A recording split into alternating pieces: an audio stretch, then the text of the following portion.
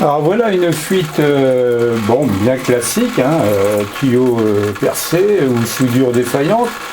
Alors réparer ça sans devoir appeler le plombier avec tout ce qui vous tombe sous la main, ben, on va dire par exemple un petit bout de caoutchouc que vous avez récupéré sur un tuyau de gaz ou un vieux tuyau de gaz ou pourquoi pas encore un vieux tube de dentifrice que vous coupez et que vous mettez autour, hein, donc le vieux tuyau de gaz vous le coupez, donc il vous faut une paire de ciseaux, c'est simple, et vous le coupez dans le sens de la longueur. Bon, jusque là pas de problème, donc vous voyez la fuite est bien réelle, il n'y a pas de trucage, ça va être fait en temps réel naturellement. Vous le mettez là, alors vous le mettez là, un petit tournevis, ça tout le monde a un petit tournevis à la maison.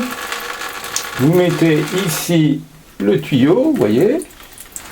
Naturellement, vous n'allez pas rester avec le doigt dessus. Vous mettez ce qu'on appelle un petit collier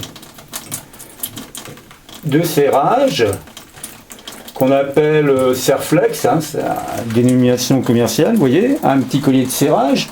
Donc il faudra le positionner le mieux possible par rapport à la fuite que vous avez repérée avant. Donc on va dire là, ici, à ce niveau-là. Bon, ça, je pense que tout le monde s'est donné un petit coup de tournevis. Il suffit juste d'avoir un tournevis, hein, tournevis, bout de tuyau, bout de dentifrice, de tube de dentifrice usagé. Le petit tournevis, on serre quand même raisonnablement bien, enfin assez fort, voilà. Et voilà. La fuite est réparée définitivement si vous le souhaitez. Naturellement, sur le plan esthétique, c'est pas terrible, mais au moins ça vous évite d'appeler le plombier dans l'immédiat.